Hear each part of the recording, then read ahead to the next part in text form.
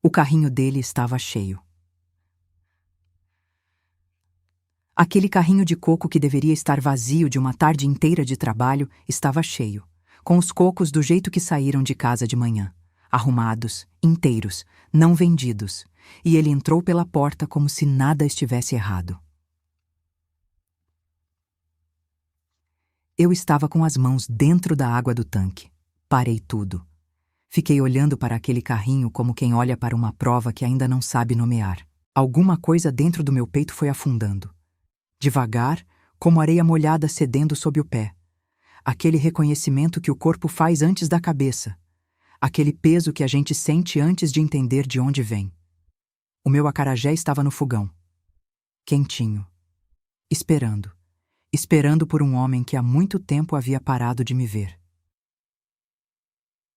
E eu ainda não sabia o quanto de mim também havia sumido. Meu nome é Maria. Maria das Graças, para ser exata, que é como minha mãe me chamava quando queria que eu prestasse atenção de verdade. Nasci e cresci em Salvador. Não no Salvador dos cartões postais. Não naquele da orla cheia de turista e sunga colorida. No meu Salvador. O de bairro meio, de rua de pedra, de vizinha que conhece o nome do seu cachorro, da sua briga, do homem com quem você casou e do motivo pelo qual não devia ter casado. Fui criada pela minha mãe, só pela minha mãe, que meu pai saiu cedo demais para que eu me lembrasse da cara dele. Minha mãe acordava antes do sol para fazer acarajé. Me acordava junto, às vezes, para que eu visse o processo, para que eu aprendesse pelo cheiro, não pela medida, não pela receita escrita, pelo cheiro, o ponto certo do dendê aquecendo, o momento em que o feijão sovado começa a soltar do pilão com a consistência certa. Ela dizia que receita escrita serve para quem não tem memória de mão, que quem aprende do jeito certo carrega a receita no corpo, não no papel. Ela dizia, mulher que sabe fazer acarajé nunca passa fome. Eu acreditei nela. Aprendi tudo o que ela sabia, mas demorei muito para entender o que ela realmente queria me dizer com aquilo. Conheci Gilmar quando eu tinha 26 anos. Ele tinha um sorriso bonito e uma lábia mais bonita ainda. Trabalhava vendendo coco na praia, carregando o carrinho de lata até a beira d'água. Era um homem simples, braços fortes de tanto empurrar carrinho no asfalto quente, jeito de falar macio que fazia parecer que qualquer coisa que ele dissesse era razoável. Esse tipo de homem que a gente encontra e pensa que é sorte, sem perceber que a facilidade dele é exatamente o que vai te custar mais caro lá na frente. Era uma manhã de sábado quando ele apareceu pela primeira vez. Eu estava na orla com uma bandeja de acarajé que minha mãe tinha me pedido para vender enquanto ela descansava. Pés já doendo de ficar parada no calçadão, avental com mancha de dendê que nunca saía direito. Sol na nuca. Ele veio com o coco verde, botou na minha frente sem eu pedir. Disse, você trabalha demais para não tomar um coco de presente. Eu ri. Pensei que era cantada de praia. O tipo que a gente ouve, sorri por educação e segue a vida. Mas ele voltou no domingo, e no sábado seguinte, e foi ficando. Tinham domingos em que a gente se sentava num bar de esquina, depois do trabalho, quando a cidade esfriava um pouco. Ele pedia refrigerante porque não bebia. Eu tomava suco de caju. A gente ficava ali sem pressa, vendo os meninos jogar bola na rua, sem precisar de muito mais que isso. Eu me lembro de pensar que simplicidade era uma qualidade, que homem que não complica é homem de confiança. Ele me disse uma vez, num desses domingos, Maria, eu quero ter uma coisa nossa. Uma coisa que a gente construiu junto. Eu acreditei nisso por muitos anos. Casei com ele quando tinha 28 anos. No registro da prefeitura, sem festa grande, com a minha mãe de um lado e a irmã dele do outro. Uma testemunha de cada. Almoço depois, em casa, com moqueca que eu tinha feito desde cedo, arroz de coco, farofa de castanha, a mesa pequena que cabia 4 pessoas e tinha que receber 6. Ele olhou para mim naquele almoço com aquele olhar que ele tinha, o olhar de quem ainda enxerga novidade na pessoa do lado. Eu estava feliz. Demorei muito para perceber que a felicidade daquele dia foi a última que eu teria sem custo. Nos primeiros anos, a gente tinha uma rotina que eu achava que era vida boa. Ele saía de manhã com o carrinho de coco, eu saía com o meu de acarajé. A gente se encontrava no fim da tarde, às vezes com dinheiro suficiente, às vezes curtinho, mas encontrava. Jantava junto quase todo dia. Domingo tinha almoço em casa, frango assado ou peixe, dependendo do que estava barato na feira. Tinha uma estrutura de vida simples que eu confundia com estabilidade. O que eu não percebia é que dentro dessa rotina eu ia me tornando cada vez mais invisível. Não de uma vez. Não com uma briga grande. Com o tempo. Com a rotina que vai engolindo a gente sem avisar. Ele parou de perguntar como tinha sido meu dia. Parou de comentar o que eu fazia. Parou de notar quando eu estava cansada, ou quando eu estava doente, ou quando eu estava bem. Eu passei a existir como parte da casa, como o fogão e a geladeira existem, como coisa que está lá e que você só percebe quando para de funcionar. Eu notava isso, mas não sabia nomear. Achava que era cansaço dos dois. Que relacionamento longo é assim mesmo. Que a paixão passa e o que fica é a parceria. Só que parceria pressupõe que os dois estejam presentes. E eu passei a ser a única que estava. Tinha semana que eu chegava em casa depois de um dia pesado de trabalho, os pés ardendo, a coluna doendo, o cansaço do tipo que vai mais fundo que o físico. E ele estava sentado na frente da televisão sem nem levantar os olhos quando eu entrei. Eu ia para a cozinha fazer o jantar. Colocava o prato na mesa, chamava. Ele vinha, comia. Voltava para a televisão. Eu lavava a louça, não tinha briga, não tinha tensão, só o silêncio lento de dois estranhos que dividem o mesmo endereço, e eu ia dormir convencendo a mim mesma que estava tudo bem, que assim era, que eu não tinha do que reclamar. Essa é a coisa mais difícil de contar. Não a traição, não a violência, não o fim. É aquele período longo antes de tudo isso, onde eu fui encolhendo sem perceber, onde eu fui desaparecendo dentro da minha própria casa e não reconhecia esse sumiço porque ele acontecia devagar demais para ter nome. O primeiro sinal veio 2 anos depois que a gente se casou. Gilmar começou a demorar mais para chegar em casa à noite. Não muito, 1 hora, às vezes 1h30, mas o suficiente para que o jantar esfriasse. Para que eu ficasse na cozinha fingindo que não estava esperando, lavando o que já estava lavado, organizando o que já estava organizado. Eu perguntava. Ele dizia que o ponto tinha ficado movimentado, que tinha ficado jogando conversa fora com um conhecido, que o ônibus tinha demorado. Eu guardava o jantar. Esperava. Aquela época eu ainda achava que esperar era prova de amor, que paciência era qualidade de mulher boa, que reclamar era criar confusão onde não havia necessidade. Engoli aquela explicação sem mastigar.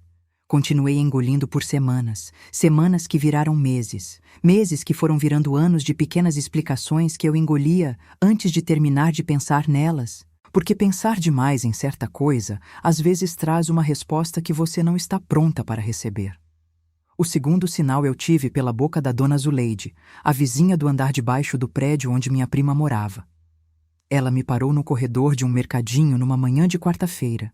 Aquele tipo de mulher que fala olhando nos olhos com aquela honestidade incômoda que a gente não pediu, mas às vezes precisa. Ela disse: Maria, seu marido não estava no ponto dele ontem. Passei lá de tarde e o carrinho não estava. Fui lá de novo no finalzinho e ainda não estava. Eu sorri. Disse que ele devia ter mudado de lugar, que às vezes ele ficava numa rua diferente dependendo do movimento. Ela me olhou por 1 segundo mais do que o necessário. Não disse mais nada. Fui embora depressa para que ela não visse minha expressão mudar. Naquela noite ele chegou e eu não perguntei nada. Isso é o que me pesa até hoje quando lembro daquele período. Não o que ele fez. O que eu escolhi não perguntar. Eu tinha tanto medo da resposta que preferi a mentira dele guardada em silêncio. Preferi ficar do lado de fora daquela porta fechada a arriscar o que estava do outro lado. Fiquei quieta no jantar. Fiquei quieta depois do jantar. Fui para a cama e fiquei olhando para o teto no escuro, com ele do meu lado já dormindo, e eu pensando naquele carrinho que não estava no ponto, pensando na expressão da dona Zuleide, pensando em coisas que eu não queria pensar. E depois, de propósito, fui desligando aqueles pensamentos um por um. Como apagar luz de cômodo em cômodo. Porque havia uma coisa que eu sabia, que Gilmar sabia, e que a gente nunca precisou falar em voz alta. O carrinho que eu usava para trabalhar havia sido comprado com dinheiro dele. Não era muito dinheiro, mas era o suficiente para que eu me sentisse em dívida, para que eu engolisse um pouco mais, para que eu esperasse mais uma noite, mais uma semana, mais um mês. Essa dívida ele nunca deixou eu esquecer, nunca com palavras. Ele não precisava de palavras. Bastava um silêncio na hora certa, um olhar, uma pausa antes de responder. Ele tinha aprendido que não precisava me prender com corrente. Bastava fazer eu acreditar que a corrente existia. E por anos eu acreditei. O terceiro sinal foi o celular. Gilmar nunca tinha sido homem de celular. O aparelho ficava o dia inteiro esquecido em cima da geladeira, com a tela para cima, tocando quando tocava, e ele atendia de qualquer cômodo sem pressa. Era assim há anos.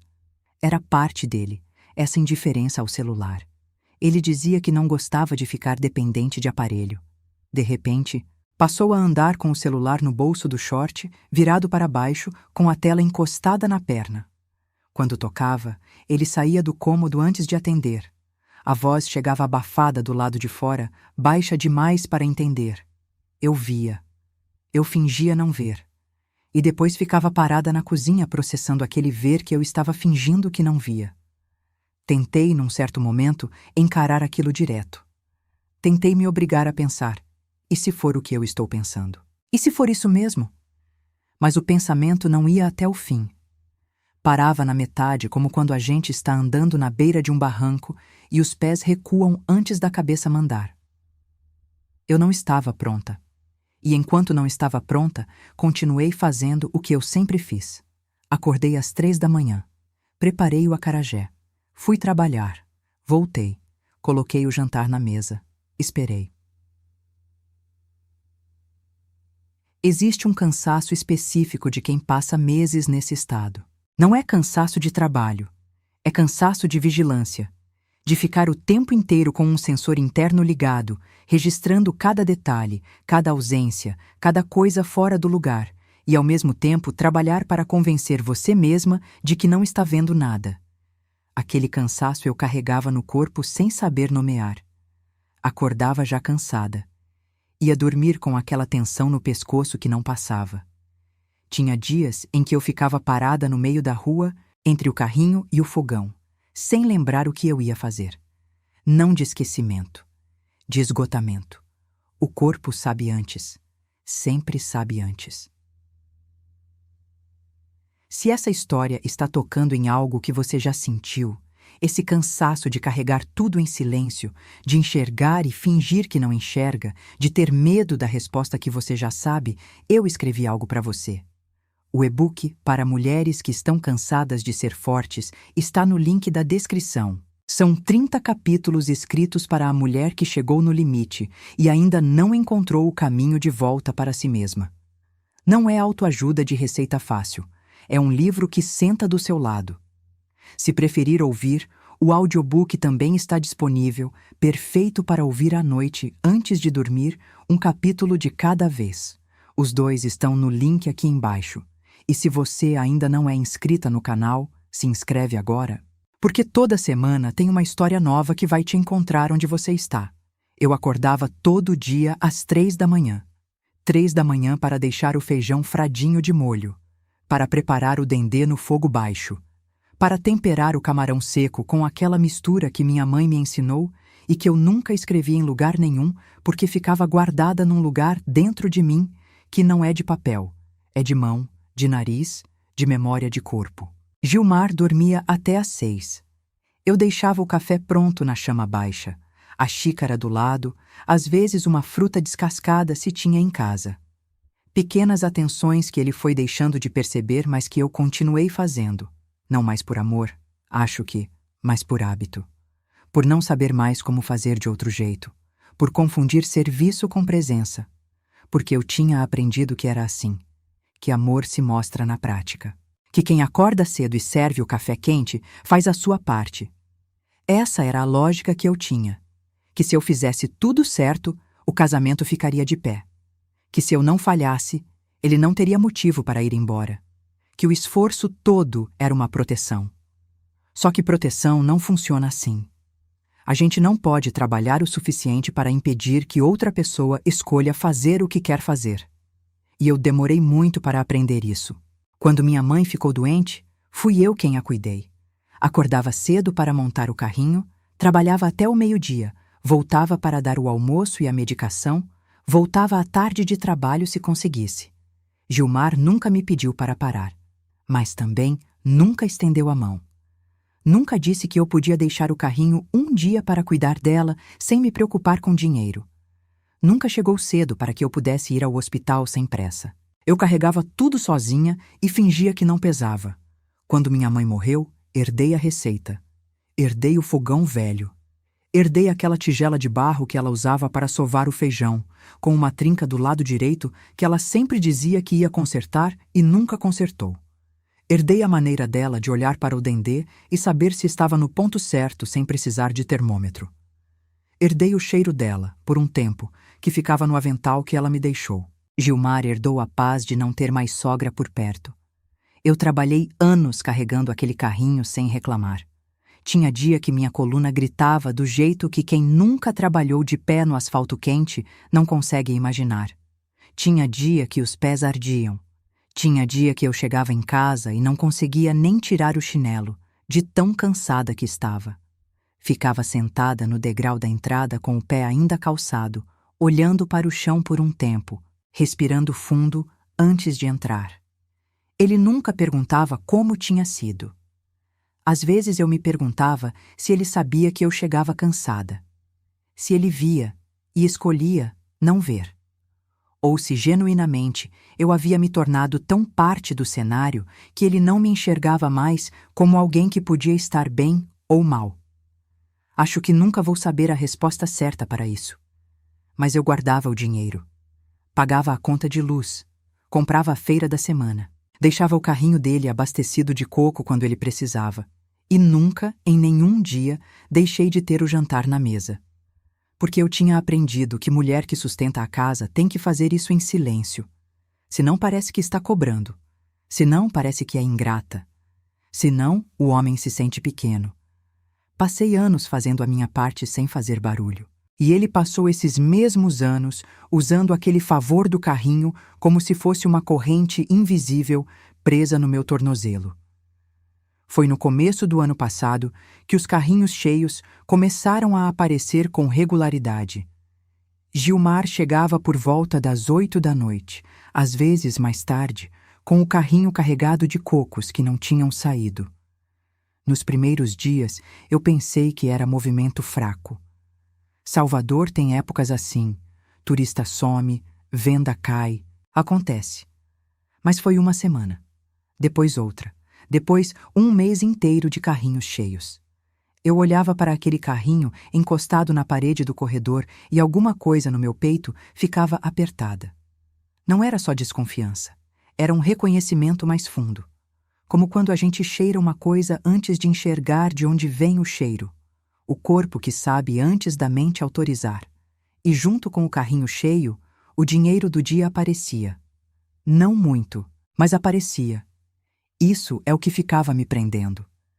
Porque se não tivesse dinheiro nenhum, seria mais fácil de entender. Mas ele tinha algum dinheiro. Só que não o suficiente para um dia inteiro de venda. Só o suficiente para sustentar uma história. Comecei a observar. Não de forma dramática. Não fui vasculhar bolso, nem checar celular. Só parei de fingir que não via. Quando a gente para de fingir, começa a enxergar tudo. Numa tarde de terça-feira, fechei o carrinho mais cedo. Peguei o ônibus que passava perto do ponto onde ele costumava ficar. Eu me contei aquela história que a gente conta para si mesma. Só ia dar uma volta. Só ia passar por ali. Só ia ver se estava tudo bem. O ponto estava vazio. O carrinho dele não estava lá. Fiquei parada no ponto de ônibus do outro lado da rua por uns 10 minutos. olhando aquele espaço vazio, o sol batendo no asfalto sem sombra nenhuma, sentindo meu estômago fazer aquela conta que a cabeça ainda se recusava a fechar. Voltei para casa antes dele. Fiz o jantar, coloquei o prato na mesa. Quando ele entrou, eu disse com cuidado: "Você mudou de ponto?" Ele nem parou. Foi direto para a pia lavar as mãos. "Por quê?" "Passei lá hoje. Não te vi." Ele se virou, com aquele olhar que eu já conhecia. O olhar de quem está prestes a virar a mesa antes mesmo de sentar. "Você foi me espionar." "Eu fui passar. Não te encontrei. Eu estava na rua de baixo. Você devia ter olhado direito e foi para o quarto ver televisão." Com a mesma calma de quem responde, pergunta sobre o tempo. Eu fiquei sozinha na cozinha olhando para aquele prato. Aquele jantar eu não consegui comer. Fiquei com o garfo na mão por um tempo sem levar à boca. Depois, cobri o prato com um pano. Fui lavar o que não estava sujo. Fiquei na cozinha até ele dormir, com aquele silêncio pesado que a gente carrega quando sabe uma coisa, mas ainda não nomeou. Fui para a cama depois que ouvi ele roncar. Deitei do lado dele com cuidado para não acordar. Fiquei olhando para o teto. Pensei, ou eu estou inventando, ou eu não estou. E os dois assustavam igualmente. A segunda vez que tentei conversar foi num domingo de almoço. Eu botei o arroz e o frango na mesa, me sentei na frente dele e falei com aquela voz cuidadosa de quem não quer criar confusão, mas também não consegue mais ficar calada. "Gilmar, eu tô notando umas coisas. O carrinho tá voltando cheio quase todo dia. E a gente tá curtinho no dinheiro esse mês. Você tá bem?" Ele jogou a colher na mesa, com impaciência. Aquela impaciência que não grita, mas pesa. "Minha venda não é problema seu, Maria. Você cuida do seu. Eu tô falando porque é nossa conta, não só sua. Você tá me chamando de mentiroso? Não tô chamando de nada. Tô perguntando. Perguntando com essa cara de suspeita, né? Você sempre acha que eu tô fazendo alguma coisa errada. É doença isso, Maria. Faz tempo que é assim. É doença." Eu fechei a boca. Comi em silêncio. Ele também. Depois do almoço, ele foi dormir. Eu lavei a louça sozinha e fiquei na frente da pia por um tempo, com as mãos dentro da água morna, pensando se era eu mesma que estava inventando coisas, se era paranoia, se eu era difícil demais, desconfiada demais, chata demais, porque era assim que ele sempre encerrava o assunto, transformando o problema em mim, devolvendo para minha mão o peso que deveria ser dele. E o pior é que eu deixava, porque parte de mim queria acreditar que ele estava certo, que era mais fácil ser a louca do que ser a traída, que se fosse doença minha, eu podia tentar me curar, mas se fosse culpa dele, não havia nada que eu pudesse fazer a não ser enfrentar. E enfrentar ainda assustava demais. O terceiro momento foi num almoço de domingo na casa da irmã dele, a Claudinha. A gente ia lá de vez em quando. Eu levava acarajé. A família gostava, comia tudo, pedia receita, elogiava. Eu gostava de levar porque era um dos poucos momentos em que eu me sentia bem-vinda dentro do mundo dele. Naquele domingo, eu estava na cozinha ajudando a Claudinha quando ouvi o cunhado falar na sala, achando que eu não estava ouvindo. "Gilmar, cuidado com as histórias. Sua mulher não é boba, não." Um silêncio. Depois o Gilmar falou baixo demais para eu ouvir. Mas o suficiente já tinha chegado até mim. Saí da cozinha com o rosto quente. Terminei o almoço. Comi sem provar nada. Respondi quando me perguntavam, mas não lembro o que respondi. Fui embora antes do café. Disse que estava cansada. No ônibus de volta, fiquei olhando pela janela. As ruas de Salvador passando, o mar aparecendo entre os prédios, e eu pensando, quanto tempo eu já sabia disso sem saber que sabia? E pensando também, cuidado com as histórias, plural. A última briga foi uma quarta-feira à noite. Ele chegou depois das 9. Eu estava acordada, esperando, mas não do jeito de antes. Antes eu esperava com carinho, com o jantar quente, com aquele cansaço de quem ainda acredita. Dessa vez eu esperava com uma clareza que doía de um jeito diferente. Uma clareza que tinha chegado devagar ao longo das semanas e que naquela noite estava firme. Pesada. Presente. Onde você estava? Trabalhando, Maria, com o carrinho cheio de novo. Ele jogou as chaves em cima da mesa da cozinha. Com força. Não foi um gesto de raiva explodida, foi calculado. Daquele jeito que faz o outro recuar. Você vai me encher de novo com isso? Eu só quero saber onde você passa o dia quando não tá no ponto. Eu tava em lugar diferente. Já falei. Gilmar. Eu não sou louca. Ele me olhou. Devagar. Com aquele olhar que, ao longo dos anos, havia aprendido a me diminuir sem precisar de grito. Um olhar que fazia minha certeza encolher como tecido molhado. Tá boa não, Maria. Você precisa de ajuda. Fica inventando coisa. Fica me seguindo. Fica contando o meu dinheiro. Isso não é normal. Nunca foi normal. Eu não tô inventando. Você inventa porque você é assim. Sempre foi. Sua mãe era assim também. Aquilo parou meu coração por um segundo. Ele usou minha mãe. Minha mãe que havia morrido 2 anos antes. Minha mãe que ele mal conheceu, que nunca respeitou em vida, que nunca sentou à mesa com ela sem aquela impaciência mal disfarçada. E que agora estava usando como arma no meio de uma cozinha às 9:30 da noite. Eu não respondi. Olhei para ele por um momento que pareceu mais longo do que foi, e dei as costas. Fui para o quarto, fechei a porta sem bater. Deitei no escuro com os olhos abertos, ouvindo meu próprio coração bater num ritmo que eu não conseguia desacelerar. Naquela noite, ele dormiu no sofá. Eu não dormi. Fiquei com os olhos no teto pensando em tudo e não conseguindo terminar um pensamento sequer. O teto escuro, o ventilador girando, o barulho da rua lá fora. E dentro de mim, aquela coisa que ainda não tinha nome, mas que já havia tomado decisão. 2 dias depois, ele me bateu. Não foi por um motivo grande. Nunca é por um motivo grande. Foi porque eu não encontrei o documento do carrinho dele quando ele pediu. Eu tinha guardado numa gaveta. Eu sabia onde estava. Mas ele disse que eu tinha escondido. E quando eu fui buscar e estava lá, onde eu disse que estava, alguma coisa nele não aceitou ter errado. A mão dele veio aberta, no rosto. Não foi tão forte. Isso foi o que ele disse depois. Não foi tão forte, Maria. Para de exagerar. Fiquei parada, os ouvidos zumbindo, não de dor, de algo diferente. Como quando a gente cai de uma altura que não esperava e o corpo leva 1 segundo para entender o que aconteceu. 1 segundo de suspensão, onde tudo fica silencioso. Meus pés estavam plantados no chão. Minhas mãos estavam frias. Meu rosto estava quente do lado onde a mão tinha vindo. Eu olhei para ele. Ele já estava se justificando. Já estava transformando o que tinha feito em outra coisa, reorganizando a narrativa em tempo real, como sempre fazia, devolvendo para mim a responsabilidade pelo que acontecia. Mas eu não ouvi mais nada que ele disse. Meus olhos foram para o carrinho, o meu carrinho, encostado no corredor, com a cobertura de lona desbotada pelo sol de Salvador. Com o adesivo que minha prima tinha me dado, aquela estrela amarela colada na lateral direita.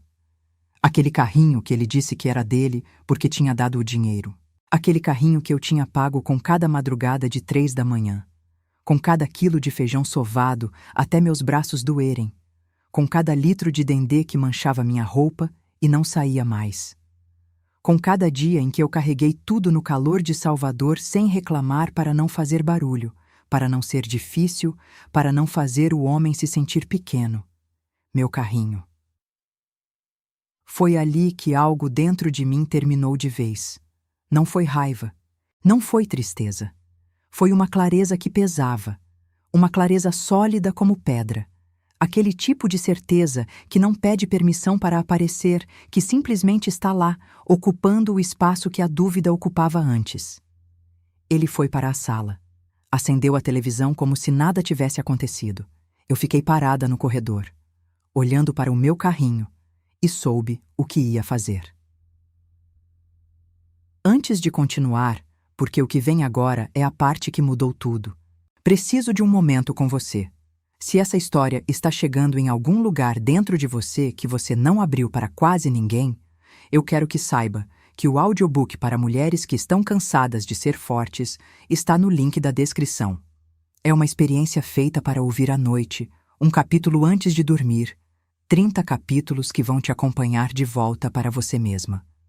Se preferir ler, o e-book também está disponível.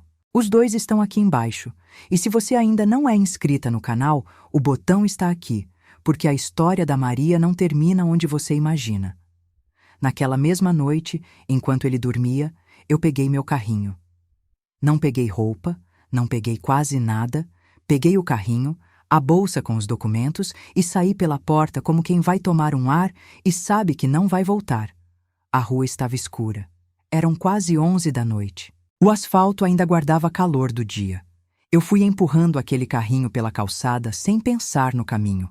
Meu corpo sabia onde ia antes da minha cabeça ter decidido. A casa da minha prima Cida ficava a 15 minutos a pé. Fui empurrando aquele carrinho pelos 15 minutos mais longos da minha vida. Sem choro, sem pensamento organizado, só o barulho das rodas no asfalto irregular e o vento morno batendo no rosto. Uma ou duas janelas iluminadas nas casas. Um cachorro que latiu quando eu passei. O cheiro de fritura de alguma barraquinha fechando tarde. Quando cheguei na porta da Cida, não sabia o que ia dizer.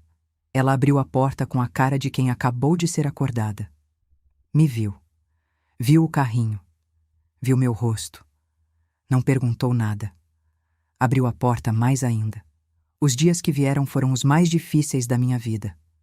Não vou mentir sobre isso. Não vou encurtar aquele período para que pareça mais fácil do que foi, porque ele foi pesado de um jeito que eu precisava carregar sem pular nenhuma parte. O primeiro colapso foi no corpo. Na manhã seguinte, quando tentei me levantar para preparar o acarajé, não consegui. Não de preguiça, não de tristeza passageira. Era como se meu corpo tivesse decidido por conta própria que não ia mais. As pernas pesavam de um jeito que eu não reconhecia. O estômago revirava. Eu ficava sentada na beira da cama da Cida por horas, olhando para o chão, sem conseguir organizar um pensamento seguido até o fim. Aquela mulher que acordava às 3 da manhã e carregava um fogão portátil no calor da Bahia não conseguia se levantar da cama. Não comi naquele dia, nem no dia seguinte. Ficava engolindo água e biscoito porque a Cida empurrava na minha mão e ficava do meu lado até eu engolir. Ela não me pressionava. Não dizia que eu precisava ser forte. Só ficava do meu lado, fazendo as coisas da casa dela ao redor de mim, deixando eu ocupar aquele espaço sem cobrar nada. Às vezes eu ouvia o filho dela brincando no outro cômodo, a televisão no volume baixo, o barulho normal de uma casa que segue funcionando mesmo quando a gente não consegue. E eu ficava sentada naquela beira de cama, incapaz de ser qualquer coisa que eu sempre havia sido. O segundo colapso foi a vergonha. Uma semana depois, fui ao mercadinho perto da casa da Cida. Uma mulher que eu conhecia de vista, esposa de um homem que trabalhava perto do ponto do Gilmar, me olhou com aquela expressão que a gente reconhece mesmo sem ter nome para ela. A expressão de quem já sabe de tudo e está esperando você perceber. Ela me cumprimentou com um sorriso pequeno demais. Me perguntou como eu estava. Eu disse que estava bem. Ela disse que era bom, que Gilmar andava cheio de história por aí. Saí do mercadinho sem comprar nada. Fiquei na calçada por um momento, com o sol de Salvador batendo na minha nuca. A sensação de que a rua inteira sabia de coisas sobre a minha vida que eu ainda estava tentando processar. Que eu havia sido a última a saber, a última a ver. Que enquanto eu estava em casa com o jantar na mesa e o café pronto de manhã, a vida dele era outra coisa completamente, e todo mundo ao redor sabia disso menos eu. Aquele dia fui até o banheiro da Cida, sentei no chão de cerâmica fria e chorei até não ter mais. Não um choro bonito de filme. Um choro feio, esganado, com soluço que trava a garganta e a garganta que dói depois. Um choro que parece que vai tirar alguma coisa de dentro de você junto, e tira, e mesmo assim não alivia. Porque aquela dor não era de passagem. Estava instalada. Fiquei no chão por um tempo que não sei medir. Depois me levantei. Lavei o rosto. Olhei para o espelho. Não reconheci completamente quem estava ali, mas estava em pé. O terceiro colapso foi a dúvida. 2 meses depois da separação, numa madrugada em que o sono não vinha, eu fiquei pensando se ele tinha razão. Se eu era difícil demais. Se eu era desconfiada demais. Se eu tinha criado problema onde não havia. Se um homem diferente teria ficado. Se uma mulher melhor que eu teria feito ele ser fiel. Se eu tinha errado em algum ponto que eu não conseguia mais identificar, mas que devia existir porque era impossível que tudo isso fosse só culpa de alguém. Aquela madrugada foi a mais perigosa de todas. Porque a dúvida não vem com cara de mentira. Vem com cara de análise. Vem com aquela voz razoável que diz: talvez você também tenha errado. Talvez você tenha exagerado. Talvez você não seja fácil de amar. Talvez se você tivesse feito diferente. Fiquei deitada até quase 4 da manhã, me convencendo de coisas que não eram verdade. Não foi a Cida que me tirou daquele lugar. Foi o sol que começou a clarear pela janela. O sol que não tem nada a ver com o que você está sentindo, mas aparece do mesmo jeito. E às vezes, só isso já ajuda. Gilmar ligou 3 semanas depois de eu ter ido embora. Eu estava na cozinha da Cida cortando cebola quando o celular tocou. Nome dele na tela. Fiquei olhando por tempo demais. A cebola ardendo nos olhos, ou talvez não fosse só a cebola. A Cida estava do meu lado. Ela viu minha expressão. Não disse nada. Deixei tocar. Não atendi. Ele mandou mensagem depois. Disse que queria conversar, que tinha exagerado, que a gente precisava de uma chance, que aquele carrinho era nosso, que o que ele tinha dado tinha sido com amor. Aquela palavra, amor. Escrita assim, no aplicativo de mensagem, às 7 da tarde de uma sexta-feira, como se fosse suficiente. Como se uma palavra num aplicativo pudesse desfazer anos. Como se eu tivesse esquecido o que aconteceu 2 meses antes num corredor. Eu segurei o celular e senti o peso daquilo tudo. Não vou mentir. Hesitei. Não porque eu acreditava nele, mas porque 15 anos pesam. Porque o hábito de uma pessoa dentro da sua rotina, o jeito dele de botar a chave em cima da mesa, o barulho do banho dele, até o cheiro do sabonete que ele usava, pesa mais do que a gente imagina antes de perder.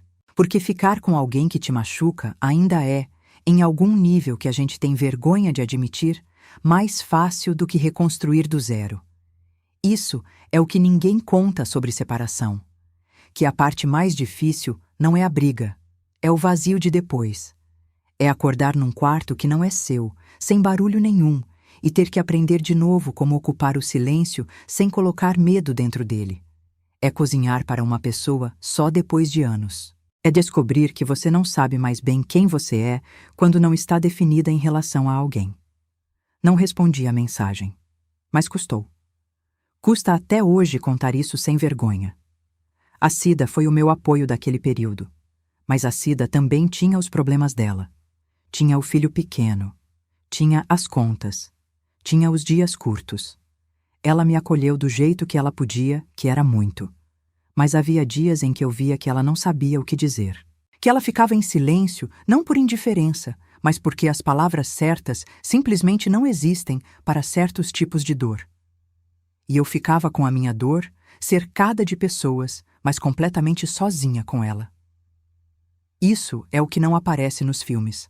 A solidão que existe mesmo quando tem alguém do lado. O silêncio que não é ausência de barulho. É ausência de alguém que entende o que aconteceu sem você precisar explicar. Eu passei muitas noites naquele silêncio. Aprendi a ficar nele sem entrar em pânico. Aprendi que solidão não mata. Que o corpo aguenta mais do que a gente pensa que vai aguentar. E que o outro lado de uma noite ruim é sempre uma manhã. Sempre. O primeiro dia de volta foi uma quinta-feira comum. Não foi especial. Não houve sinal do céu. Não houve música de fundo nem frase bonita que me veio à cabeça naquela manhã. O que houve foi o seguinte. Eu olhei para o meu cabelo no espelho da Cida. Estava há dias sem lavar. Oleoso, preso num elástico velho, amassado do jeito que fica quando a gente não tem energia nem para pentear. Eu olhei para aquele cabelo por um momento e fui até o chuveiro. Isso foi tudo. Abri o chuveiro. Entrei. Deixei a água quente correr pelo tempo que eu quisesse, sem pensar em gasto, sem pensar em nada além do calor descendo pelo cabelo. Coloquei condicionador. Enxaguei devagar. Fiquei parada embaixo da água por uns 5 minutos, só sentindo. Quando saí do banheiro com a toalha na cabeça, a Cida estava tomando café na cozinha. Me olhou. Não disse nada. Só empurrou a xícara na minha direção. Tomei o café. Na semana seguinte, montei o carrinho. Não no ponto onde eu costumava ficar antes, perto da antiga casa. Fui para um ponto diferente, mais perto da orla, onde a Cida disse que o movimento era melhor nos fins de semana. Minhas mãos tremiam quando abri o fogão portátil. Não sei se era nervoso ou falta de prática, ou o peso de tudo que havia acontecido. Mas o fogo acendeu. O dendê aqueceu. O cheiro do acarajé subiu no ar quente daquela rua. E a primeira cliente parou. Me olhou. Pediu 2. Eu embrulhei, estendi a mão e recebi. Simples assim. 2 acarajés. Uma nota. Um troco. Uma transação que durou 40 segundos e que me devolveu algo que eu não sabia que tinha perdido. A sensação de que eu era capaz de fazer isso sozinha. Voltei para a casa da Cida naquela tarde, com os pés cansados do mesmo jeito de sempre. Mas o cansaço era diferente. Era um cansaço que eu havia escolhido, que tinha resultado, que tinha dinheiro no fundo da bolsa. Aquele dinheiro eu segurei na mão por um momento antes de guardar. Era pouco, mas era meu. Inteiramente meu. Sem dívida, sem corrente, sem ninguém que pudesse chegar e dizer que era dele porque tinha dado o dinheiro do carrinho. 2 meses depois, eu estava no cartório.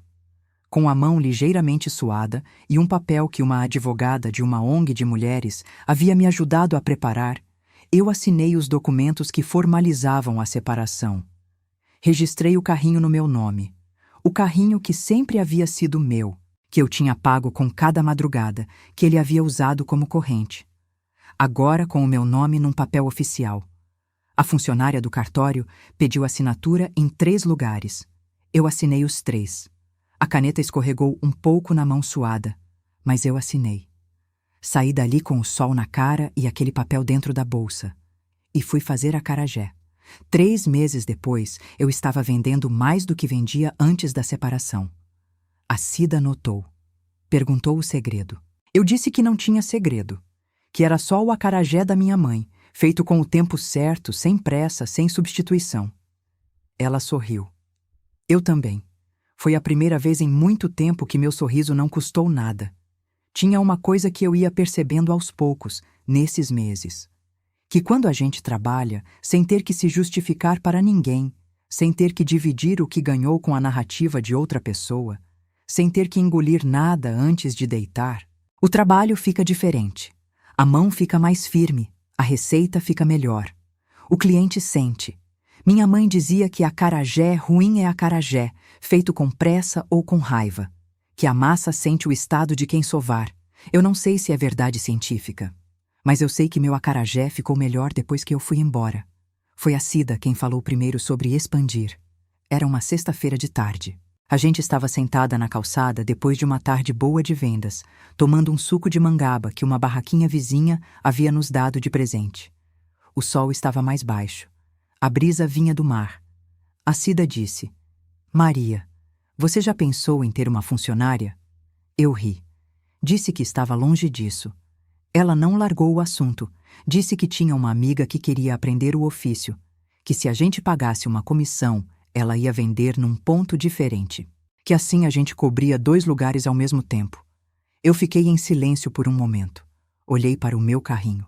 Aquele carrinho, que um dia foi motivo de vergonha, de dívida, de corrente, que ele usava para me dizer que eu lhe devia alguma coisa. Aquele carrinho estava me mostrando um caminho. Você vai querer ser sócia? Eu perguntei para a Cida. Ela me olhou, devagar, com aquele jeito dela de levar as coisas a sério. Vou. Começamos com 3 carrinhos. O meu, o dela, e um terceiro que a gente alugou e colocou uma menina do bairro para trabalhar, pagando porcentagem das vendas. A menina era boa, séria, aprendeu rápido. Tinha aquela fome de quem precisa trabalhar de verdade e sabe disso. Não foi fácil. Teve semana de conta faltando. Teve funcionária que sumiu com o dinheiro do dia e a gente teve que lidar com isso sem drama e sem ingenuidade, aprendendo que confiar nas pessoas é necessário, mas processo é igualmente necessário. Teve briga de ponto com um vendedor que achou que podia nos intimidar porque éramos duas mulheres e descobriu que não podia. Teve almoço de domingo que se transformou em reunião até de noite, as duas curvadas sobre a planilha no celular, calculando o que dava e o que não dava. Mas teve também a manhã em que a gente assinou o registro da nossa microempresa. A Cida e eu, sentadas numa sala pequena de contabilidade no centro da cidade, com os nossos nomes juntos num papel oficial. Ela chorou. Eu não chorei. Mas minha mão tremeu igual ao dia do cartório da separação. Aquele tremor de coisas grandes acontecendo. A diferença é que desta vez o tremor era de chegada, não de fuga. 1 ano depois, éramos 8 carrinhos. 2 anos depois, 17. Salvador, Lauro de Freitas, Feira de Santana, Itabuna. Mulheres trabalhando. Algumas sozinhas, algumas em dupla. Cada uma com sua história diferente de chegada. Cada uma treinada com a receita que a minha mãe me deu antes de partir. O vatapá temperado pelo cheiro, o acarajé com o ponto certo de fogo, o dendê que não pode queimar. Cada uma com sua estrela amarela colada no carrinho. Pequena, adesivo barato, mas presente. Eu soube, pela Claudinha, que o Gilmar ainda tem o carrinho de coco, que troca de ponto de vez em quando, que tentou uma vez perguntar por mim através da irmã dela. A Claudinha me disse que ele perguntou como eu estava. Ela respondeu: melhor do que nunca. Ele não perguntou mais nada. Eu não preciso que ele saiba. Não preciso que ele veja. Mas tem uma coisa em saber que a vida seguiu, que a corrente que ele achava que tinha me prendido foi embora junto com ele, que eu não consigo chamar de outra coisa senão paz. Uma paz que não é vazia. É cheia de coisas concretas, de nomes de funcionárias que eu treino, de planilhas que a Cida e eu resolvemos juntas, de contas que eu pago com o dinheiro que é meu, de um trabalho que é meu, de um nome que é meu, de um carrinho com uma estrela amarela que nunca foi corrente nenhuma. Outro dia, eu estava parada num ponto novo, perto da orla, esperando o movimento de tarde baixar um pouco. O sol estava mais baixo. O mar estava calmo. Tinha uma brisa que chegava com cheiro de sal, e eu fiquei respirando aquele cheiro por um momento, parada, com as mãos nos bolsos do avental. 2 dos meus carrinhos estavam ali perto, lado a lado, 2 metros de distância, com 2 meninas que eu havia treinado trabalhando. Uma delas estava rindo de alguma coisa que a cliente falou. A outra estava embrulhando com aquele gesto rápido que a gente aprende depois de centenas de acarajés. Eu olhei para aquilo e percebi que não estava esperando nada. Não estava esperando que alguém chegasse. Não estava esperando aprovação. Não estava esperando que alguém reconhecesse o esforço. Estava apenas presente, naquele cheiro de dendê, naquele sol, naquela tarde de sexta-feira em Salvador. Inteira. O que a minha mãe me ensinou nunca foi só uma receita. Foi que mulher que sabe fazer acarajé nunca passa fome. Eu demorei muito para entender o que ela queria me dizer com aquilo. Ela não estava falando de comida. Ela estava falando de não depender de ninguém para ocupar o espaço que é seu. De não precisar que alguém te dê permissão para existir. De carregar dentro de você a coisa que te mantém de pé, de um jeito que nenhuma corrente invisível consiga alcançar. Ela sabia, e agora eu sei também. Antes de ir, se essa história tocou em algo dentro de você, se você reconheceu alguma coisa sua nessa mulher que ficou esperando, que engoliu, que duvidou de si mesma, que um dia pegou o carrinho e foi. Eu quero que saiba que o e-book para mulheres que estão cansadas de ser fortes foi escrito exatamente para esse lugar. Não é receita. Não é autoajuda de frases bonitas. É um livro que senta do seu lado e fica. 30 capítulos. O link está na descrição. Se preferir ouvir, o audiobook está lá também, narrado para ser ouvido no silêncio da sua noite. E se você já esteve nesse lugar escuro, Se você também um dia pegou o que era seu e foi embora, ou se você ainda está tentando encontrar a porta, me conta nos comentários qual foi o primeiro passo. O menor que foi, o mais simples, o mais assustado, porque às vezes a gente só precisa saber que o outro lado existe. Eu te espero lá. Tem uma coisa que eu não contei ainda, sobre o período entre ir embora e montar o carrinho de novo. Tem uma semana, especificamente, que eu preciso contar. Foi a segunda semana na casa da Cida. Eu já havia parado de ficar deitada o dia inteiro, mas ainda não havia conseguido trabalhar. Ficava em pé na cozinha, ajudando ela com as tarefas da casa, lavando louça, varrendo, essas coisas pequenas que o corpo consegue fazer quando a mente ainda não voltou toda. A Cida tem uma filha além do filho pequeno. A filha tem 11 anos, uma menina quieta, estudiosa, que passava as tardes fazendo lição na mesa da cozinha. Numa tarde daquela semana, a menina estava fazendo uma redação sobre um tema que a professora tinha passado. O tema era "O que você quer ser quando crescer?". Ela ficou olhando para o caderno por um tempo. Depois virou para mim e perguntou, assim, direto do jeito que criança pergunta: "Tia Maria, o que você queria ser quando você era pequena?". Eu parei. Não me lembravam disso fazia muito tempo. Não eu mesma, não ninguém. Fiquei parada com o pano de prato na mão, pensando. E me lembrei. Me lembrei que quando era menina, antes de tudo, antes de aprender a fazer acarajé, antes de casamento, antes de carrinho e corrente e silêncio, eu queria ter uma barraca de praia. Uma barraca colorida, com toldinho, onde eu vendia comida e as pessoas ficavam e conversavam e a tarde passava devagar. Não era grande sonho. Era pequeno e concreto e meu. Falei para a menina. Ela anotou no caderno. Depois perguntou, "E você vai ter?". Eu olhei para aquela criança de 11 anos que estava me fazendo a pergunta mais importante que eu havia recebido em anos. Disse que eu ia tentar. Ela voltou para a redação dela. Eu voltei para a louça. Mas aquela conversa ficou.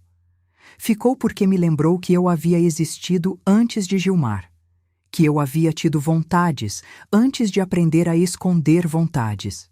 Que havia uma versão de mim mais antiga, mais inteira, que havia ficado guardada em algum lugar esperando que eu voltasse a buscar. Aquela versão eu fui buscar devagar, com cada madrugada no carrinho novo, com cada cliente que parava, com cada real que eu guardava que era só meu, com cada conversa que eu tinha com a Cida sobre o que a gente ia fazer em seguida, sentadas naquelas calçadas depois do trabalho, com o suco de mangaba na mão e o mar lá na frente. Fui buscar aquela versão de mim que sabia o que queria antes de aprender a não querer. E quando assinei o papel da microempresa, com o meu nome e o nome da Cida juntos, eu pensei na menina da redação. Pensei que se ela me perguntasse de novo, eu teria uma resposta diferente para dar. Não o que eu queria ser. O que eu estava sendo. E ser era muito melhor. Tem uma última coisa. Sobre a barraca colorida com toldinho. A gente ainda não tem uma barraca. Temos carrinhos. 17 carrinhos espalhados pela Bahia, com mulheres trabalhando e estrelinhas amarelas coladas na lateral. Mas eu aluguei um espaço no mês passado. Um espaço pequeno, de frente para uma praça, perto da orla, onde a Cida disse que o movimento ia ser bom. Tem toldinho. É azul, não colorido do jeito que eu imaginava quando criança. Mas é azul do mar de Salvador, que é a cor mais bonita que eu conheço. A Cida riu quando viu. Disse que eu tinha esperado tempo demais para isso. Eu disse que não, que tinha esperado o tempo certo. Que a gente chega onde precisa chegar, quando está pronta para receber. E eu estava pronta. Inauguramos numa sexta-feira de sol. Tinha fila desde as 10 da manhã. As meninas que trabalham com a gente vieram ajudar. Tinha música de forró baixinha saindo de uma caixa que o filho da Cida trouxe de casa. Tinha mangada gelada de brinde para as primeiras clientes. Tinha a minha mãe presente, do jeito que ela sabe estar presente, no cheiro do dendê, na consistência do feijão, naquele ponto certo que a gente aprende antes de saber nomear. Eu fiquei parada por um momento antes de abrir a porta. Olhei para aquele lugar que era meu, inteiramente meu. sem dívida, sem corrente, sem ninguém que pudesse aparecer e dizer que era dele porque tinha dado o dinheiro.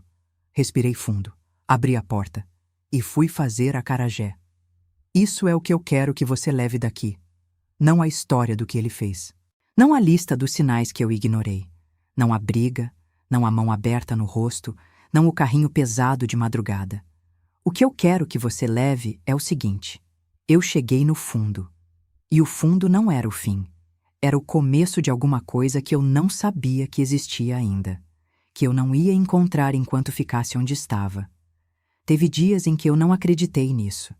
Teve madrugadas em que eu duvidei de tudo. Teve manhã em que eu não consegui me levantar. E ainda assim cada manhã veio. E em cada manhã o carrinho ainda estava lá. E o dendê ainda aquecia. E o cheiro ainda subia. E a cliente ainda parava. A vida é insistente assim. Ela continua mesmo quando a gente não está pronta. E quando a gente se levanta junto com ela, mesmo sem estar pronta, mesmo sem saber o que vem, a vida vai na frente mostrando o caminho. Não de vez. Devagar. Um carrinho de cada vez. Antes de ir. Se essa história tocou em algo dentro de você, se você reconheceu alguma coisa sua nessa mulher que ficou esperando, que engoliu, que duvidou de si mesma, que um dia pegou o carrinho e foi, eu quero que saiba que o e-book Para Mulheres que Estão Cansadas de Ser Fortes foi escrito exatamente para esse lugar. Não é receita. Não é autoajuda de frases bonitas, é um livro que senta do seu lado e fica. 30 capítulos. O link está na descrição. Se preferir ouvir, o audiobook está lá também, narrado para ser ouvido no silêncio da sua noite. E se você já esteve nesse lugar escuro, se você também um dia pegou o que era seu e foi embora, ou se você ainda está tentando encontrar a porta, me conta nos comentários qual foi o primeiro passo. O menor que foi. O mais simples. O mais assustado. Porque às vezes a gente só precisa saber que o outro lado existe. Eu te espero lá.